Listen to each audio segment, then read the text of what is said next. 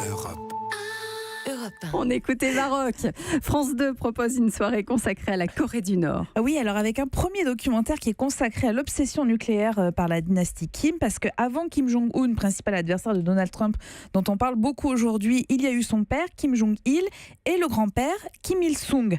Un grand-père qui a été le premier à alimenter le culte de la personnalité, comme le raconte cet ancien cadre nord-coréen. La première phrase que j'ai appris à écrire, c'était « Merci mon père Kim Il-sung ». Après seulement, j'ai appris à écrire mon nom et celui de mes parents. Et c'était pareil pour tout le monde. Tous les habitants de Corée du Nord pensaient que Kim Il-sung était un dieu qui vivait au-dessus des hommes. Et voilà comment, depuis 1948, le régime nord-coréen repose ainsi d'abord sur la volonté d'écraser les éventuels opposants, sur l'oppression de la population, sur le trafic de drogue, qui est la principale ressource pour le pays. On découvre ça dans le documentaire si vous ne le savez pas. Alors c'était l'opium et l'héroïne dans les années 80, puis les drogues de synthèse ensuite. Et puis évidemment sur l'armement nucléaire. Alors au fil des années, la menace s'est précisée. Les Nord-Coréens ne cachent rien d'ailleurs de leur avancée technologique. En 2010, 2 experts américains sont ainsi autorisés à se rendre sur le site de Yongbyon. Et écoutez bien, sidération des 2 hommes quand ils arrivent sur le site. Ma bouche devait être grande ouverte. Je n'en croyais pas mes yeux. Devant nous se trouvaient environ 2000 centrifugeuses, d'après une estimation rapide.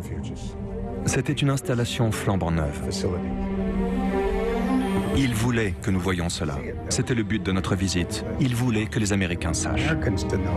Et alors concrètement, 2000 centrifugeuses, eh bien ça donne ça. D'après mes estimations, ils ont assez de plutonium et d'uranium enrichi pour fabriquer 20 à 25 bombes. Et ils ont la capacité de fabriquer une bombe toutes les 6 à 7 semaines. Une nouvelle bombe atomique, toutes les 6 semaines.